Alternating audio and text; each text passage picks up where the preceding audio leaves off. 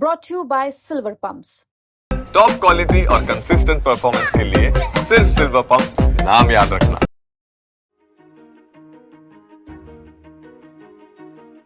बाढ़ के पानी में पुल डूबा है या सिस्टम ने जल समाधि ली है। मूसलाधार बारिश में सड़कें बही हैं या सरकार के दावे बह गए हैं। लाडली बिटिया वाली सरकार में एक बिटिया की तड़प तड़प कर आखिर कैसे मौत हो गई। दरअसल रीवा में 9 महीने गर्भवती महिला की मौत के बाद अब ये सवाल उठ रहे हैं, जहां पर एक गर्भवती महिला की इलाज के अभाव में तड़प तड़प कर मौत हो गई।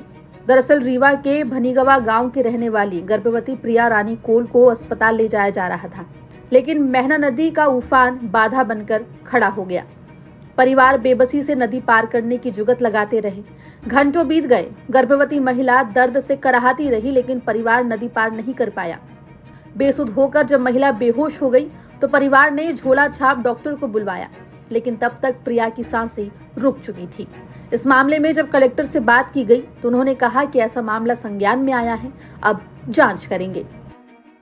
बरसात के समय में ये विषय हम लोग दिखवा लेते हैं। सामान्यतः किसी भी गांव की अप्रोच किसी एक तरफ से अपने आप प्रधानमंत्री ग्राम सड़क और अन्य सुविधाओं से है, लेकिन यदि कोई ग्राम पंचायत ऐसी है जिसमें अभी भी नदी पार करने या नाला पार करने को लेकर के कोई दिक्कत है तो उसका परीक्षण हम लोग प्राथमिकता से करा लेंगे। विडंबना देखिए, सुरक्षित डिलीवरी के लिए प्रिया को ससुराल वालों ने मायके भेज दिया था, क्योंकि ससुराल में अच्छी सड़कें नहीं हैं। लेकिन काल का कुचक्र देखिए, जिन खराब सड़कों की आशंका में प्रिया रानी कोल को मायके भेजा गया था, वही सड़क प्रिया की मौत का सबब बन गई।